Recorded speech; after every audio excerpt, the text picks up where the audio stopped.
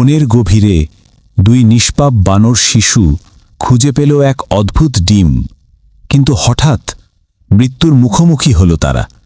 এক বিশাল বিষধর সাপ তাদের পিছু নিল। প্রাণ ভয়ে তারা ডিমটি বুকে নিয়ে ছুটতে লাগল।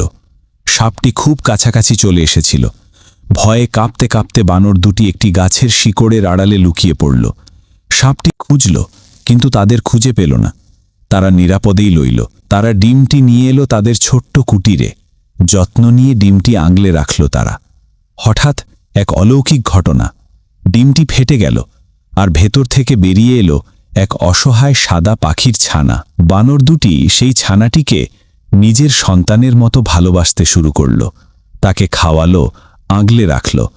দেখতে দেখতে ছানাটি বড় হয়ে উঠল এক শক্তিশালী ঈগলে। তাদের বন্ধুত্ব হয়ে গেল অটুট। ঈগলটি এখন অনেক বড় এবং শক্তিশালী।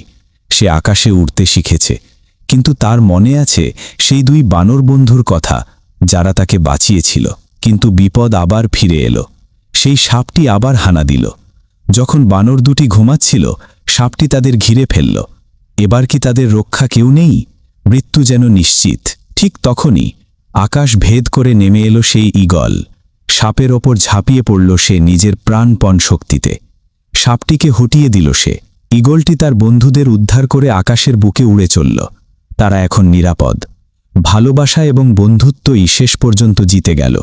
তারা এখন এক অবিচ্ছেদ্য পরিবার।